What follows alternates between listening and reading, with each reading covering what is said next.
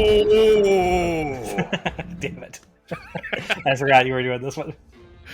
Welcome to Framework. This is John Bernhard, one of the hosts of Framework, and the other host of Framework is here as well. Al, how are you doing?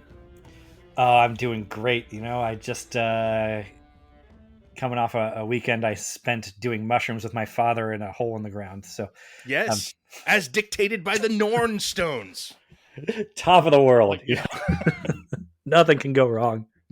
We're here to talk about the Northman and Robert Eggers, the director of the Northman. This is a new film this year. Just came out. It's now on video on demand. I just watched it again because it's so good. I saw it once. It is great. It was an overwhelming experience in the theater for sure. Oh, yeah. Oh, it's so powerful. It is just the most evocative, transporting film I've seen in a very long time.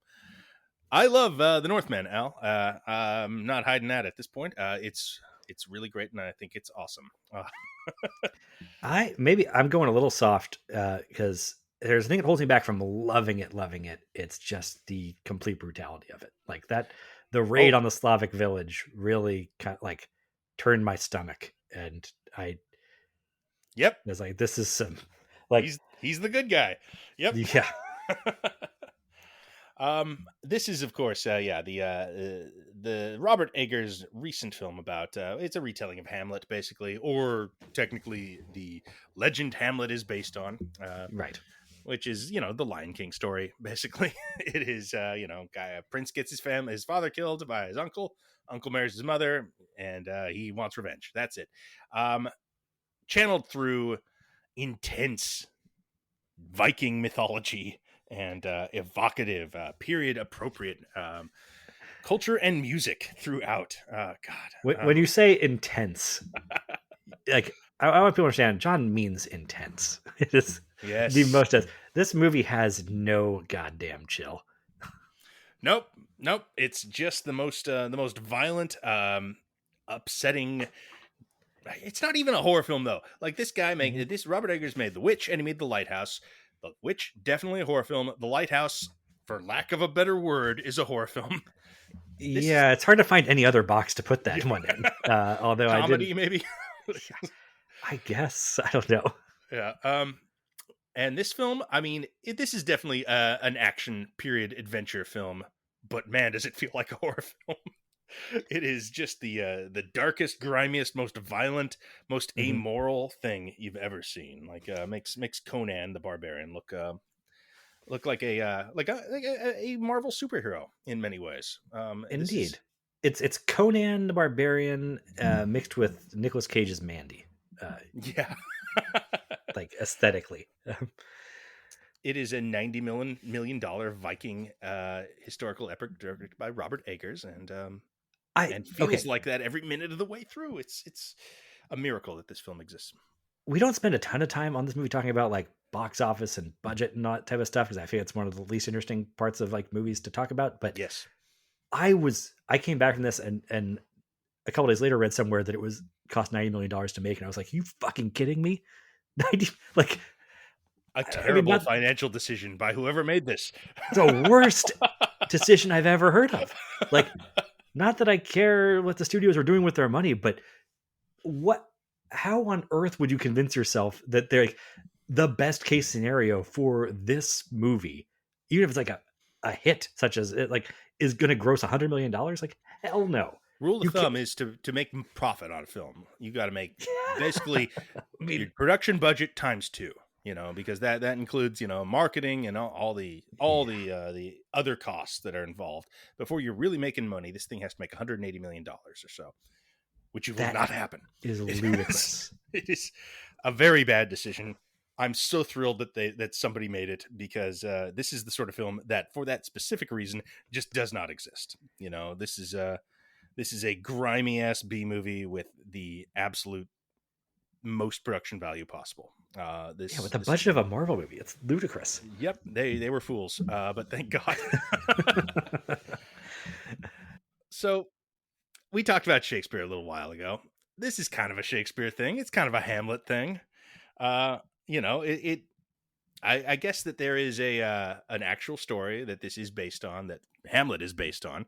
I'm not overly familiar with it. They apparently made another movie about this in the '90s, starring Christian Bale, They did. called the Prince, the Jutland Prince, with an incredible cast. I kind of want to seek it out now. It has Bale, Gabriel Byrne, Brian Cox, a bunch of people like that in it. But on the other hand, no one's ever heard of it, so it's probably not that great. Well, I remember it now from the TV show Vikings, that came out eight or Yeah. 10 years ago. Gabriel Byrne played a Viking chief in that too, which I found to be not entirely credible. You're telling me that he's played Viking chiefs more than once? This is what I've heard. Yes, the movie exists. It is called The Jutland Prince or Royal Deceit. It has two titles. It's that kind of Oh, movie. okay. This one's got Nicole Kidman as the queen, Ethan Hawke as the slain king that our hero is trying to avenge, Anya Taylor-Joy as the love interest, which felt a bit out of place for me, like going from that grimy ass grindhouse movie that this is to the love story scenes. I got some whiplash there from time to time. Their love story is pretty savage. I mean, they No. helping each other kill people. Yeah, She's it's savage also too. Everyone in it's this, kind of sweet. kinda. And then, of course, it involves. It also stars Alexander Skarsgård as a, like, I believe about 11-foot long set of trapezius muscles. Just Amazing. just a not even a hunk of beef, like harder than beef, like a hunk of beef slathered over a slab of granite. Yeah, there's definitely stone involved in his body in some way. Yeah, he's. What do you think of Alexander Skarsgård? I've never really been a huge fan of his. He was a bad Randall Flagg in The Stand a few years ago. Oh, I see. I did skip that one. Yeah, good choice. No, he's never been bad in anything I've seen him in. He's been No. quite good most of the time. It's just he's one of those people. I mean, he looks like a statue. Yeah, that Right. he is. One He's of such a the, specimen. It's hard to take him seriously as a real person. Like in this, sometimes that, like, roles have to take that into account. Like here, where he's supposed to be an unstoppable force of brute violence. Yeah, that really. I mean, he put on weight for this, but in his normal day-to-day life, he's still like just an incredibly handsome, 6'4" Nordic like Aryan Superman. right. So you kind of have to. He's one of those people you set to work into the character that he walks into any room and everybody's like, "Holy shit!" Like, look at that beautiful person. So Nicole Kidman, not dissimilar. Right. In that way, like, you have to either, if you want her to play like a normal human being, you have to kind of dowder her up a bit, put on prosthetics to be Virginia Woolf. Or she did some movie recently where she was like a corrupt detective or something, right? Like Destroyer. Yeah, it's supposed to be a good movie, but I didn't see it either. but However, like Charlize Theron, that you have to kind of. It does takes prosthetics to make them into, this is one where they play a normal person. Okay. But that's why you cast her as a Viking queen. Right. Yeah. I mean, she works here. She's great. Is this the best performance she's given in 10 years? I think it is. I mean, there's some good stuff. Probably. She's good in The Beguiled. She's probably really good in Destroyer. Well, both her and Skarsgård are really good on Big Little Lies, where they play a married couple with a fraught, violent relationship. So, that is funny. They can give her some shorthand. That's very odd, especially considering how creepy their relationship in this is. I mean, the thing here I say is that her performance is like really kind of confined to a single scene, like where 90% of the performance is delivered. That's true, but it's a great scene. It's an incredible scene. She nails scene. that one. Yeah. That is of course the Hamlet confronting Gertrude scene. Yes. And I love that they just go, no, complete complicity. And also the tag at the end where she not only is like, your father was a piece of shit and I hated him. I'm glad he got killed and I loved his uncle. It's great. And then she turns it into, but if you were to kill your uncle and your hand is kids, then there might be some room for us. Huh? What do you think of that? That is the best turn. Just so upsetting, so great. It's she just goes for it too. God. That turn, I think, is what it salvaged the movie so much for me, because I wasn't really like, again, that raid I found so upsetting that I had a little hard time like getting back on the movie's wavelength after Hmm. that. And then I liked how that it introduces, I guess, complexity or ambiguity, like not in any way, like obviously she's very clear about what she did and her motivations for it, Yeah. but like it made actually Skarsgård's character a little sympathetic again, just because he's so ill-equipped to handle any sort of ambiguity Yeah. that you're just gonna feel like that crushing, like, oh, Hmm. this is like a dog watching his owner's fist fight and doesn't know how to process what they're supposed to do, or how to He deal is with it. he is kind of a dog in this. Like that Yep. he is definitely Well, like a low animal, you know, like he's not dimensional in that way, but you do feel that is right for this guy. Like that this character is just going to be a Terminator-esque animal creature, or you know what do they call him, a bear stuck in a man's body, or whatever well, that it's song I is think at the beginning. there's some bear stuff, but it's the aspect of the wolf is what I think they're most explicit about him taking on. That I think he wears the wolf skin with the in the early Hmm. raids, and seems to Skarsgård seems to be channeling, uh, you know, the physicality of a wolf more than a bear at times. He's talked about like doing that very deliberately in the movie in ways that are kind of hard to describe briefly on a podcast. Goes pretty deep without like over explaining into like Viking berserker rituals about like becoming an animal force of violence God, explicitly. that this movie just takes the time and to just be like, no, we're gonna watch 5 minutes of this berserker dance trance thing that they go through. That it just it just sets the camera down, and it's a slow push in for 5 minutes of berserker song and dance, and this sort of thing happens like 5 times in the movie. I'm in heaven every single time this happens. This is my favorite thing in the world. Watching Song all and this dance softens it up a bit. It's a lot of howling and grinding, screaming and howling. Yes, screaming. Yeah. period appropriate is what it feels like. All the music in this feels. I don't know how actually appropriate or accurate it is, but it certainly feels accurate. You know, the music in this is just a force. You are just it really sucks you in. This is I'm a big fan of the period film. You know, the you know, what have you, Ridley Scott's a lot of his better films, Mhm. where you know they're just showing you a time and a place more than I think any that I've ever seen. Robert Eggers has this incredible knack of just drawing you into the world, and I think that his use of period appropriate music and sound is a big part of that. The music in this all sounds like it's coming out of whale bones carved into horns, you know, Yeah. as opposed to I don't know. It's not another James Newton Howard orchestral score. It's just it's atonal howling and shrieking. Yeah, and maybe yeah. I mean, there's some woodwind, maybe like crude, Perhaps. Yeah. like like I said, a lot of bone and Hmm. drumming, just heavy drumming, Hmm. Very and martial. Yeah. yeah, groaning, sounds, Hmm. kind of that throat singing thing that's very popular. Yeah, but like there's a lot of That that all in the Dune. kids love now. Yeah. Yeah, actually, this I was thinking about when we did our Dune episode. Our guest there, Alex, sort of dropped on us at the end, like who else do you think could have done like a good Dune? Hmm. And I threw out Eggers kind of quickly there. And I think, I mean, watching the Northman, I'm more convinced than ever, actually, that would be a good alternate choice for Dune. It's You're because right. I think the reason why I was reaching for him is he does this thing with period pieces that a lot of other people, maybe a Ridley Scott will pay some lip service to, but nobody seems to go to the lengths he does in terms of just like giving no quarter to a modern sensibility, a modern Love audience, it. Yeah. giving like playing to our sympathies as a modern audience. Um, Oh no, never.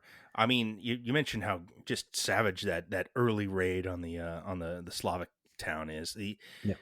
I mean, I think the only way you can accept this film and this protagonist at all is if you just understand fairly early on that this is a completely amoral world. There is no the Mhm. good and evil do not exist. This is just savagery. This is just pure violence, and everyone devours everyone else, and that's the way of it. Well, but for all that, the character thinks that he has a very righteous cause. That I mean, righteous, yeah, sure, but like he's not, you know, he's he's still just like this character has taken my power. I will take it back. I mean, that is essentially what it yeah. comes down to. He's not about good or evil. Well, he thinks that his uncle's treachery is especially evil. He doesn't I suppose. Yes. more I mean, it's on that a kind of thing. level for him. It's evil in a way that you know locking a bunch of children in a building and burning it down as they scream is not. Is that's part of the process of berserker warfare, whatever. But betraying your brother is like this thing that gets the Hmm. Valkyries and the Furies involved, whatever. But that's the thing. I mean, that's there in the Witch too, and so somewhat in the Lighthouse. Just not Hmm. being totally indifferent, like not trying to explain things in ways that a modern audience would understand. Just sort of presenting it, and I guess hoping that we will uh, understand how these people's value system is completely different than our own, but comprehensible in its own way. And that's something that's uh, not very common and very difficult to do. And I Takes thought that balls. Yeah. having some of that would have been good for Dune, I think. But Hmm. also, I came out of this movie impressed with that, and also at the same week, I had just finished up rewatching all of The Sopranos for that Chris and I are doing the whole Sopranos series.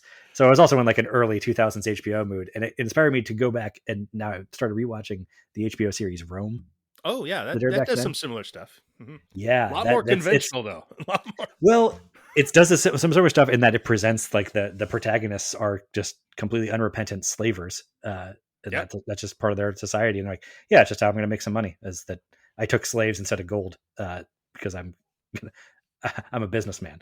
And they present a lot of like the Roman religious rites and stuff in matter of factly without like really explaining them too much to a modern eye or justifying them. It doesn't. Where it differs a lot is that it can't complete like the immersive like 360-degree thing that Eggers productions do, because it still goes for the thing of casting a whole bunch of very British people to play Yeah. Romans, like And strikingly British accents for all of the people, and that stands out a bit in the way that you know there's I don't laughing know how things in Rome. There's that's true. things. Yeah. Yeah. There's amusing moments in Rome. There's like sort of ups and downs. This is pervasively just like, ugh, And even if ancient like Julius Caesar Roman times is 1,000 years before the Northman is set, Yeah. like that society still seems a little closer to like 21st century American society than the like Norse Oh, they were. Yeah. I uh, mean, it's Dark Ages. culture of yeah Yeah. Hmm. yeah. We consciously, I guess, modeled a lot of like ancient Roman stuff into our current Western civilization, whereas we've, I guess, tried to bury some of this, old berserker shit. Yeah. I mean, objectively, there's not much place for it anymore. But that's Except what's so in thrilling about this. except in Yeah. just absurdly budgeted movies. Yes. That's what's so fun. And another thing about Eggers that he does that no one else really has done as well. I think I love him now. I think he's made three great films. And that three for three, pretty impressive. This thing that he has really latched onto, it seems, and this is definitely going to happen in his next film, I think, is just a great appreciation and depth of knowledge in world folklore, and Mhm. that it's so interesting. I mean, if you study folklore at all, you're just like, well, this is some fascinating shit. The way that that this drove societies, this was like culturally um, a great motivator on why things were the way they were in all these places, what they believed, the stories they told. He takes all that and runs with it. Like in his film, his films, three movies, Witch, Lighthouse, Northman, are all about the folklore of the characters being presented. The Witch, is explicitly about Puritan uh, witchcraft, heresy, Yeah, they're 1600s the old American, version of the Satanic Panic. yes, it's the Salem witch trials stuff, and that's it goes all in on that. It's wonderful, and Northman is similarly all in on Norse mythology, and it goes there. I didn't expect to get full on Odin stuff in this movie, and it is there. Religion is real in this film. Lighthouse, it's a little less clear, but it's certainly a motivating factor, and it's kind of The got Lighthouse yeah. and The Witch both have sort of, they allow for a reading of like the more supernatural elements are like fever dream I don't think the stuff. Witch allows for that, but the Lighthouse does. The Witch does. I think there's, well, I've seen, I haven't seen The Witch since the theater, but I mean, the there's, goat starts talking at the end. It's yeah, but there's one shot of of the guy like stressing over his rotting corn, and it's this particular type of rot that can cause hallucinogenic effect, like poison effects, right. um, according to things I read on the internet. Um, He does which allow for could, it. yeah, which it cracks the door open for that if you want. I don't know that it makes it's more interesting if it's psychological versus if it's the character hallucination versus Robert Eggers Hmm. hallucination of this story. I don't know that one's more interesting than the other necessarily, but I suppose the Northman too. Like there, it No, kind of there's leaves open definitely whether like yeah the Death Knight fight in the the when Draugr he's retrieving rules. the sword from the barrow ground is Wonderful scene. a literal thing that happens or not. I mean, he definitely talks to Willem Dafoe's ghosts. Uh, Ravens free him from captivity at one point. There's this The one's Ravens, yeah. there's definitely like there are scenes like that, the Draugr thing, which could have been in his mind or it could have been real. The Valkyrie could have been Anya Taylor Joy riding him away, or it could have been a Valkyrie. There's definitely ambiguity in some scenes, which makes it even weirder in the scenes when there isn't, like the Ravens. Yeah, the Ravens is the Like, one where it's like I don't see that there's like another. I mean, I guess yeah. just that they tied him to a rotted board. Like who knows? But yeah, the other stuff. I mean, obviously the Valkyrie thing seem to me to be symbolic, even if I'm accepting that the 10 foot tall, uh, you know, demon knight that attacked him is a real thing that happened. The Mhm. Valkyrie still seems like symbolism to me for whatever reasons. I But guess it it's shows just up again shot at so the end. differently. Yeah, it shows up again at the end, and all those images of Yeah, the it's just tree lit and so the much heart differently. and the generations hanging from the Yggdrasil. Oh my god, just love talking about this shit. This is that goes into it. I don't want any more in Norse mythology in this either. It has the perfect amount. It's not Odin's not a character that he talks to or anything. This is Yeah, Odin doesn't speak back to him, yeah. but the raven, a flock of ravens, does show up to free him at one point. So I mean, is it that Pan's Labyrinth thing where, like, after Pan's Labyrinth came out, there were two schools of thought. One, the monsters are real. One, no, it's all in her head. She's going nuts. And if you watch the film, you might come away with it the first time thinking that, but that it was ambiguous. But then you watch it again, and it's just like, oh no, there's definitely monsters. He did not give himself any out. Ultimately, there are creatures here. I think it's like that with Northman. I don't know. Does that help to have the appearance of ambiguity, but not really? yeah, it helps for me. I mean, I don't Um, want it all in. I don't want. I certainly don't want more shit. I don't want. I'm talking to the gods. yeah, and I don't want supernatural powers as a plot point. That I I don't mean, want him to. the sword alone. Yeah, I mean, it's a negative power. It doesn't come. It doesn't work in the day. But I mean, it's a sword. That's supernatural. If it doesn't work in the day. but I don't want him to only win because his sword is magic and better. You know. Well, he wins because that is the fate that has been foretold. That is his Yeah. destiny. And he also dies. Doesn't really win. It's pretty No, no. pyrrhic. God, that last fight is fucking great. Amazing. It's so great. Oh, a big naked fight at the bottom of a volcano. So good. Yeah. they're not fully naked. I've read that Eggers like initially wanted them to be fully naked, but I think he made the right call ultimately. That just having silhouetted dongs flopping around the whole time would You're be right. more distracting You would be than looking at dongs. Absolutely. yeah. That's, It's I mean, for better or worse, our society is repressed enough when it comes to dongs that we just can't focus on a sword fight on a volcano if there's also dongs flopping around in the same I frame. You know, this is not related to Northman, but it does remind me of a dong anecdote. That there's a show in New York right now called Take Me Out, which is it's about racism and sexuality in baseball. A very popular player comes out as gay. Take Me Out. It's a okay. very good play. It's I think it won, might have won a Pulitzer. I don't know. It was very well esteemed. It's been remounted now, and a big part of this play is that there are multiple scenes that take place in the showers, and these scenes, feature most of the cast naked in showers, and it is it reads very well. If you just read the play, it's a very good scene. It's good, it's all well written. If you watch the play performed, nothing that they are saying, you can't pay any Lands. attention to it because you're just watching water pour off the tip of their penises. That is the entire scene.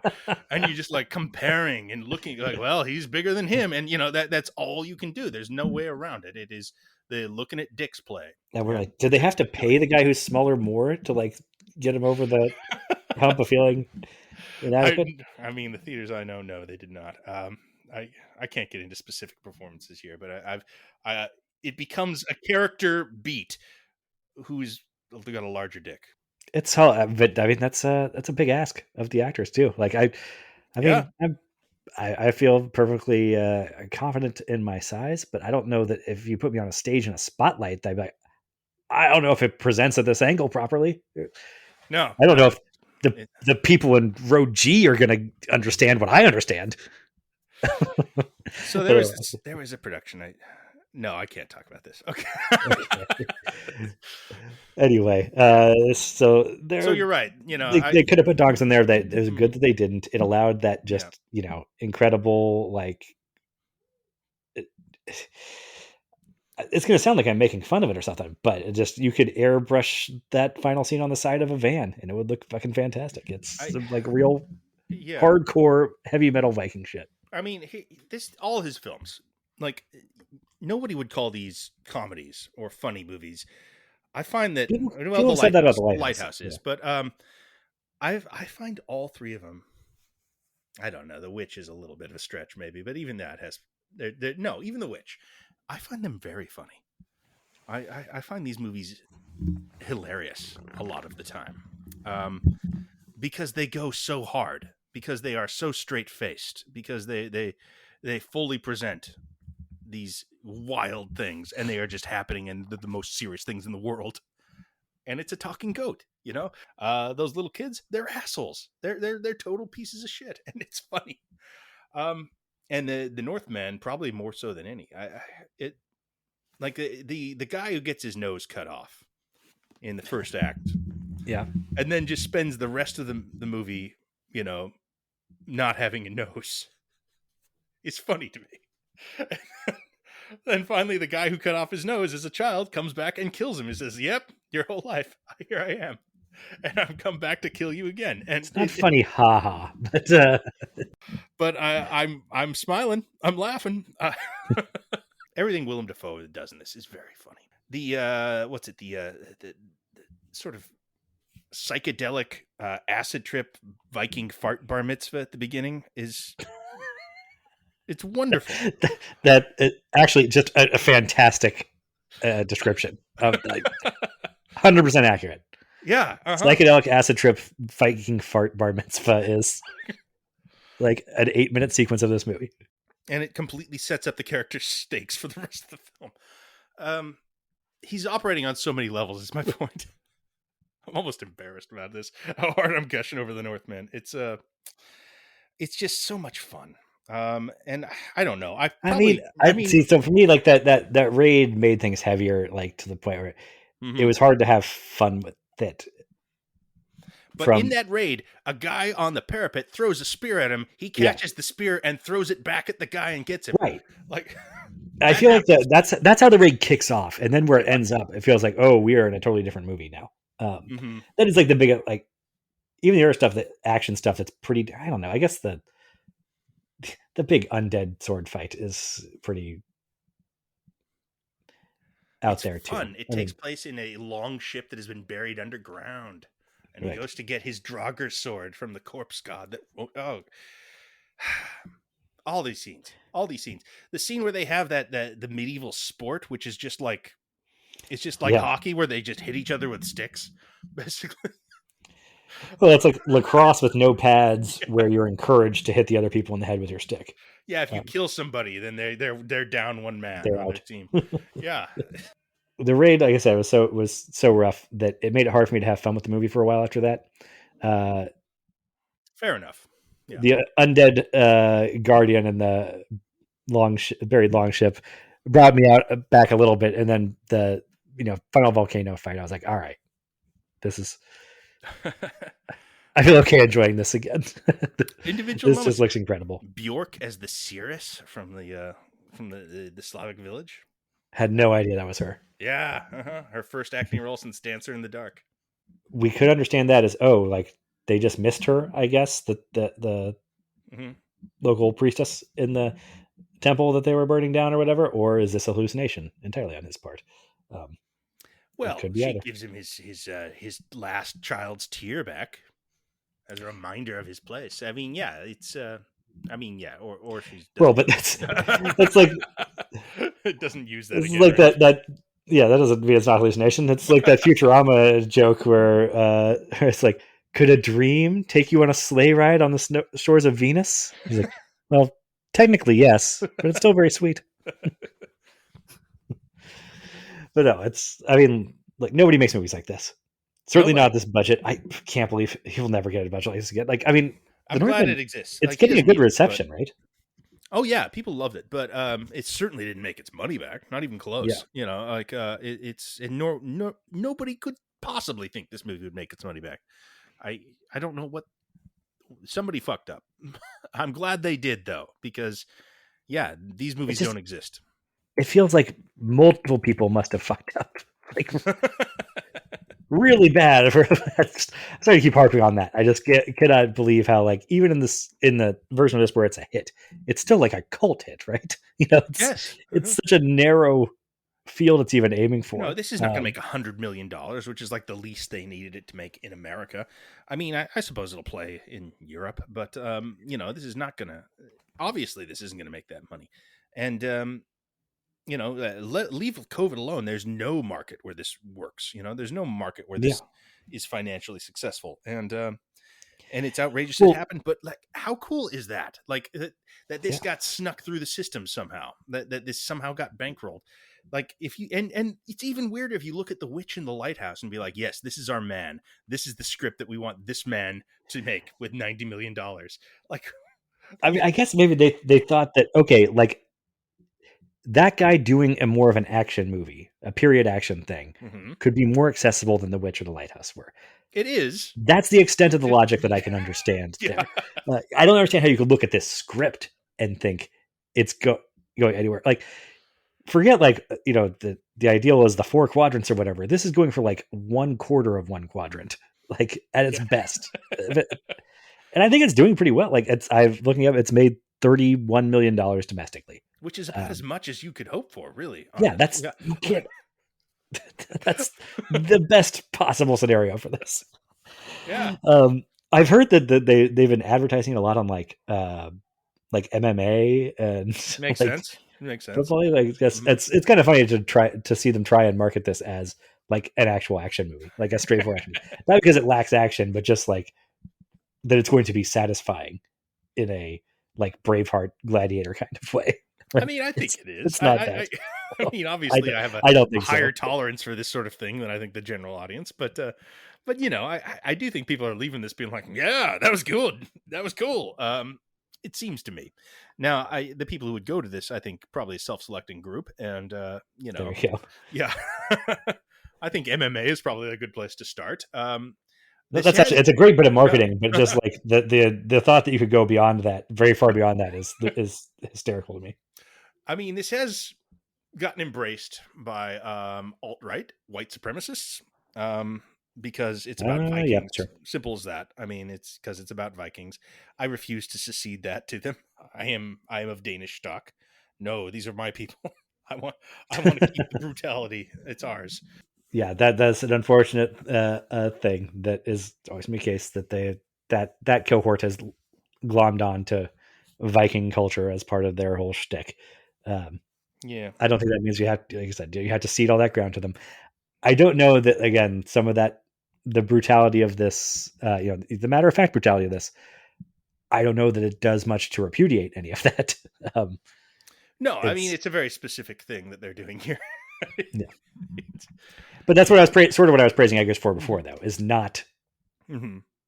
speaking out, not breaking out of the ninth century to speak to a modern audience directly in that way and say, well, this stuff was bad and we shouldn't do it anymore. Like, No, no, it's a Viking myth. This is a world where Odin exists. This mhm. is a world where if you the heaven is only accessible if you die in battle. That is the world that is being presented here. Odin exists and does not care if you take slaves or murder children in front of their parents. No, Odin I don't. does that shit all the time. Yeah, that's fine with him. That's and that worldview I think is well represented here. Like that is absolutely the mental state that all these lunatic characters are existing within in this story.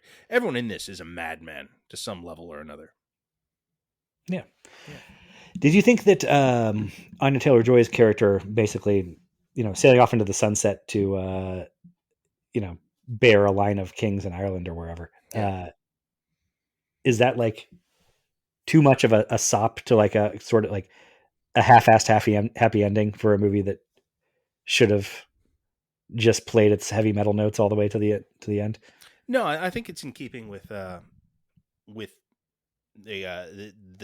sources that this is pulling from. Yeah, That there is some sort of triumph. I mean, in the original story, he doesn't even die, and I do think that this is for as much as they made some hay over this not being an adaptation of Hamlet, or rather the thing that Hamlet was based on. There's quite a bit from explicitly from Hamlet that comes out of this. sure. The Willem Dafoe character is just Yorick. He's just the Yorick character from Hamlet, and the Gertrude scene. The big Yeah, Nicole he even Kidman sort of scene. hides behind a screen, Yes, he hides or behind the screen. in her chambers. Uh-huh. It's playing with you. It's doing Hamlet shit. It's even doing some Lion King shit. It's it's taking our familiarity with this story and It's playing also with doing some corpse dismembering, it. like performance art shit, which Yes. that's where it's he gets becomes sort of a slasher. He's becomes like Jason Voorhees of like ancient Iceland for like a big part of the second act of this movie.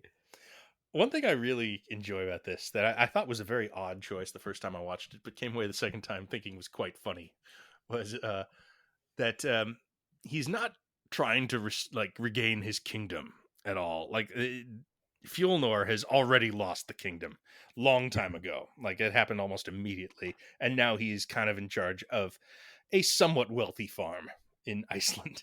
And Yeah, like he's not even really trying to take over that. no, Just no, he burns it down at the end. Uh, and he runs some slaves. He has some slaves. Is about the extent of his kingship anymore, and it's still incumbent upon him to take everything he has from Fjolnir and destroy his life utterly. That's fun to me. Uh, man, your inner Dane is really coming out in this one. I hadn't seen yeah, it exposed before. yeah. I mean, look, it gets me in that headset. This film is transporting, and yeah, you're right. It's it, it the way that it is unapologetically what it is, I think, is what is so appealing to me. There is no moral compass in this film in a way that is bracing. Even The Witch and Lighthouse have more of a sort of modern perspective on their characters, I would say. I don't know. I think that Anya Taylor Joy character in the Northman does the closest to bringing like a little modern sensibility, or at least Sure. just like Yeah. an outsider, like voice of the people being Hmm. oppressed by these savage slave running uh, murderers. Yeah, but she lives Um, within that world too. She's, yes, yeah, she's just she I is not, and I think that's is the movie tried as well. That she is not like righteously like mhm. standing outside of that world and wagging her finger at these guys. She's just like, no, you're gonna fuck him up. Good. Let's fuck. I want to fuck him up too. Let's fuck him up Mhm. together. Um, Yeah, I mean, she has that's some it. absolutely savage scenes in this, like the when Fjolnir comes in, who wants to rape her, and she's like, "Ah, yeah, well, I got period blood. How about this in your face?" And that's like, okay, not tonight. Like, that's a scene that exists in this. Yeah. I mean, do you feel like that amorality is betrayed at all when he sort of like comes back to save her and sort of sacrifices himself to save her? Does he sacrifice himself to, Well, he like, allows himself to be captured. Like right, was he right? relying on the flock of ravens to release him Well, after that? But well, I mean, he knows that it is his destiny to face Fjolnir at the gates of hell. He knows that, right. so nothing can happen to him until then. That's for sure. Yeah, I mean, but then he's sort of tempted to abandon it when he finds out like the prospect of having his own family, and they start to leave. Like, I Well, don't, the like he witch tells him, he's like, you will have to make a choice between kindness for your family or a hatred of your enemies. You will have yeah, that choice, but he is I'd say that's where destined it to make feels the the one most. choice, and he knows that. He, That's the part where it feels the most like a Hollywood screenplay stuff of like, yes, uh, you're right. But it also but feels like myth to me. That feels yeah, like that's true. an Icelandic saga kind of thing. Like that's the sort of thing that happens in those that or Greek myth tragedies too. Where you will have a choice, and you can do it right or you can do it wrong. But we all Yeah, know you're going to do it wrong, and we're largely going to like praising it movie for not going for those Hollywood conventions, but that doesn't mean that you want the thing to have no structure or no shape, Mhm. no like sense of pace to the story being told. Like, yeah, you don't want it to be completely schematic and like familiar, um, but you well, do want a certain sense of momentum and like escalation, I suppose, as the story progresses. oh, for sure, and it is doing that stuff. It's not like this is not a. I mean, this is one of the most straightforward stories that definitely the most straightforward thing Eggers has done narratively. This has a one of the most famous narrative spines ever, Hamlet. Yeah, It is doing basic stuff in a lot of ways. It's just piling so much on top of it, and it's pulling. It has convention in there, but it's like convention that appears in Icelandic sagas. That appears in Beowulf. It's that kind of convention. Really old stuff, as well as yes, some Hollywood screenplay stuff just to keep things moving. There is a bit of a slow part in the middle. The second act has a lot of sequences where you're just like, well, I know he could kill these fuckers. I know, I know yeah. he doesn't have to do this. He's plays possum or plays plays normal person for a little bit longer than maybe it makes sense for him to do. But it all pays off just fine. I think they do a pretty good job of sort of justifying that of like why doesn't he just stab these people and like because he can take these guys is what you the way you're feeling this time. Oh yeah. But I didn't question that so much. I felt like with all of the Defoe and Bjork and like clearly the character is taking all of that weight of destiny stuff seriously enough that I bought him Yeah. sort of dragging his feet in order to do the more baroque revenge scheme than just walking up and stabbing the guy Yeah, and you his can son. drown him in a lake of fire at the gates of hell. Yeah, Absolutely. I mean, that's worth holding out for. I agree. Yeah. So, do you have any particular hopes for what Eggers does from here? Um, Just any sort of time period mythology he wants to take on, you're up, dude, on board for? Or? if that is his career, if what he ends up doing is just making cinema out of world folklore, and he jumps around all over the place, and that's all he does, I will be so happy. That would be fantastic. I mean, I imagine he'll get bored of it at some point and want to do, I don't know, a romantic comedy, something like that. That Mhm. seems very him. But this is, I mean, this is a gap I feel that he is filling. This is there is so much material evocative, interesting material that sort of resonates on a human level within world folklore. And I think he's just the person who is smart enough to understand that and in a position to act on it and talented enough to make it great. And that's why he is maybe the most exciting new filmmaker out there for me right now. His next film is a new version of Nosferatu. Oh, that's right. I Um, forgot about that. That's actually, oh, yeah. yeah, all the Eastern European mythology he's going to throw into that thing. I am so excited for. There are rumors that Willem Dafoe will be playing the Nosferatu creature, which, the role he originated in Shadow of the Vampire, not originated, you know what I'm trying to say. Yeah, That's, he's been there yeah, and done that. And yet it's also like, but pretty fucking, exciting. you're going to improve on that casting? No, No, fuck no, off. and Of it's course not not. the same thing. It's a different story. It is the Yeah, actual story rather than the meta thing that Shadow of the Vampire is. And of and course. he's done, and he delivered one of his best performances of career with Eggers in the Lighthouse. So if Nosferatu starring Willem Dafoe comes out next year, directed by Robert Eggers, I mean, tell me what movie I'm going to be more excited for than that. That's Well, clearly yeah, you're an egghead here. Yeah, yeah, you're I'm an in the egghead. tank. So, yeah. I mean, like I said, like it's one of those things where, okay, there are things I could see, like him bringing interesting things to other genres if he was to Yeah. branch out. Like that's where like what the Dune thing was. Like, Well, uh, he should do something like that. That would really be cool. yeah, See a big that's a type of. sci-fi thing. Yeah, like that would be But they great. could use a little bit of horror tinge to it, and Hmm. also just like that sort of world building A commitment of to the it. mythology, a commitment to Yeah. if he adapts some novel like Rendezvous with Rama, something like that, there is Hmm. mythology written into the text that can serve in the same way the folklore does and these other things. That seems like a natural thing for him to do at some point. I would love to see that too. You're right. There's so few people doing this, the specific thing he does that Hmm. it almost feels like I don't feel that like the need for him to branch out too far out of that because he could do this for his whole career and just bounce from here to there and do different like time periods and folklores. Yeah, Uh, and it's not like we'd ever feel drowned in that particular thing. I don't know. He makes like 8 of these, 10 of these. We'll see, but I mean, I don't know. Well, It it's could be a like Wes I Anderson don't thing. know Wes Anderson keeps making movies exactly. that feel very similar, but they're still great. So, Or David yeah, Lynch. Like, there you yeah, go. he does the same like a similar blend of horror and melodrama and whatever that is his own signature thing, and you can identify that. You could parody it pretty well if you wanted to, but also like nobody else is doing that. So, and I'm not sure that I want him to do anything else. Like, I don't Hmm. want David Lynch to do a Star Wars movie. I mean, we saw he did his version of Dune, I guess. But then, so the other thing is say Eggers continues in this vein.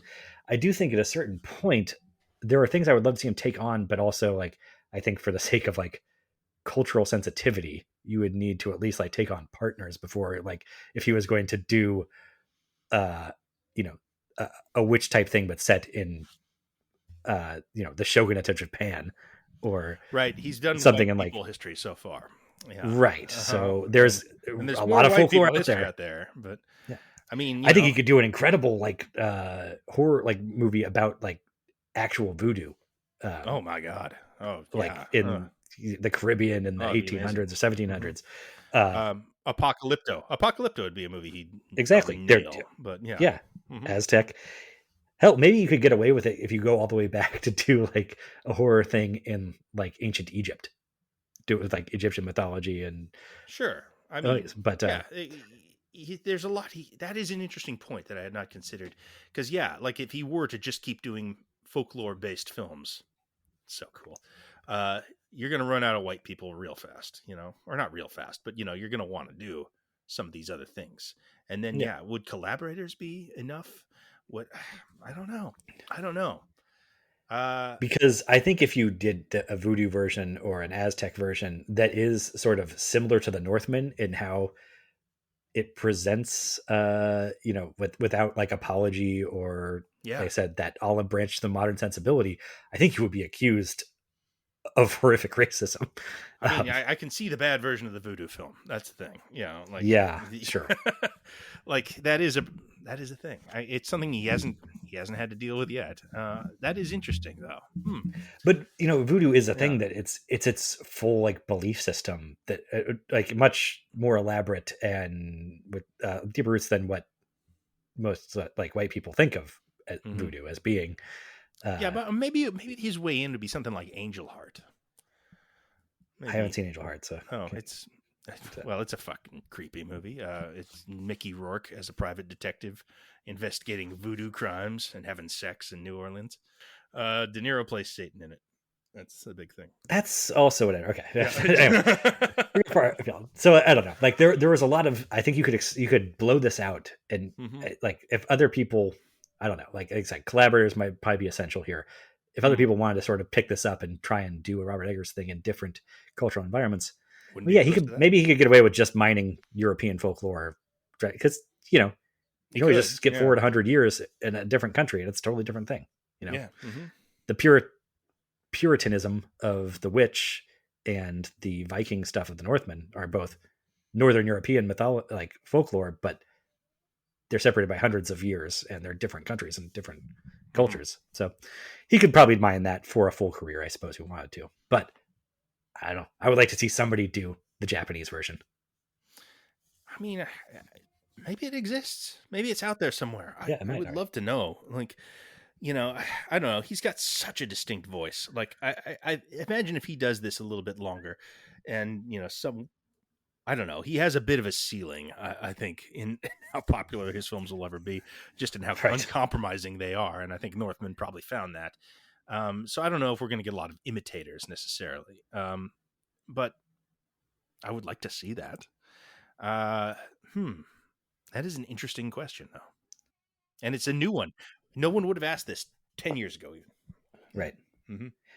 I'll give you one other pitch Yeah, for what you could do that, I mean, it might, I don't even know if you'd want to watch it, but uh, probably.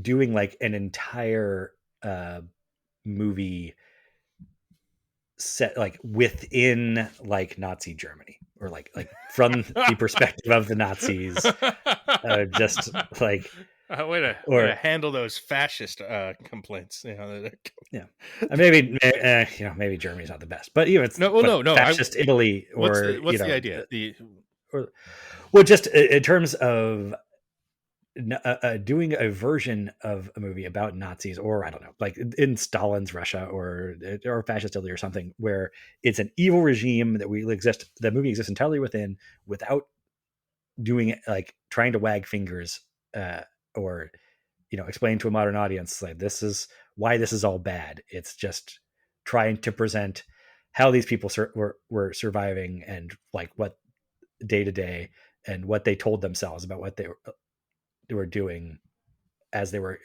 carrying out acts of historical evil. Um, like maybe it's less folklore, but it's more. It's still that like thing of existing entirely within a culture that is very alien to us in yeah, 21st I century mean, enlightened America. I don't know if he wants to do the Nazis for that, but I take Right. whatever you're meaning. Although the folklore way to do that would be Jewish mysticism. Get a golem in there fighting the Oh, Nazis, ripping their shit up. I think that would play. that's. I think that's probably worth an extra 10 million on the budget. Probably still not 90 million, but definitely more marketable than whatever I was talking about. Look, I'll watch whatever Eggers wants to do for a Yeah. while. I mean, he's definitely reached that tier with me. He was probably there after The Witch, honestly, and just kept the ball rolling. Oh, we're wrapping this up here, but I did Mhm. want to. You just saw the Lighthouse for the first time, and this was Yes. Northman based. But what did you think of that crazy ass film? I I think I'm like, I am glad this exists. It's so unique. I didn't fully vibe with it because I was like, this is intermittently funny. Hmm. Uh but I just feel like I didn't quite follow it. And I feel like we were, until like the very end, almost, you could kind of like have jumbled up these scenes and played them in any order, Hmm. and it would have I made agree. just as much sense to me. Like okay, like now they hate each other. Now they're buddies. Now they're like almost lovers, but now they're trying to like ready to kill each other again. And it seemed to flip from like scene to scene kind of Hmm. arbitrarily away. That was, I mean, I think intended to reflect sort of the spiraling madness of the isolation and Mm-hmm. uh, everything they're going through. But yeah, I don't know. It's not my favorite movie ever or anything, Defoe, but though. Defoe is a it's good. beast.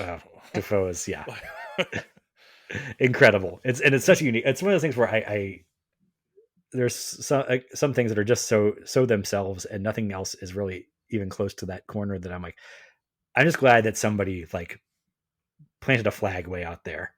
Mm-hmm. Yeah, it is. I tell you what kind of unlocked it for me. Like I've seen that movie a number of times now. It's almost a comfort food film for me. Uh, is I think what it is about when you tear away all the Greek mythology and all the Cthulhu mythos and just the insanity of it. I think it's just about having a shitty roommate. Yeah, pretty much. Ultimately, it's just like, man, doesn't it suck when you got a bad roommate? It just makes you crazy. It does, but Yeah. the mythology stuff is great. That's Oh, of course. So much if texture after he throughout. adapts Dracula, he wants to adapt Moby Dick, That's a great idea. I'll go see that one. That's a great idea. That would be wonderful. Whalers. That's perfect for him. Mm-hmm. They got their own weird shit, and he only kind of Yeah. dipped his toes in weird sea shanty mythology of Those are landlubbers. Yeah, those two. Get some people out on the boats and with the real crazy shit. Yeah, I'd love that. Mm-hmm. Yeah. All right. Hey, this has been fun. Thank you for indulging me and talking about my favorite movie of the year so far. Sure. It's been a blast. And all right. And in closing, See you, folks. I will avenge you, Father. I will save you, Mother, and I will kill you, Fjolnor.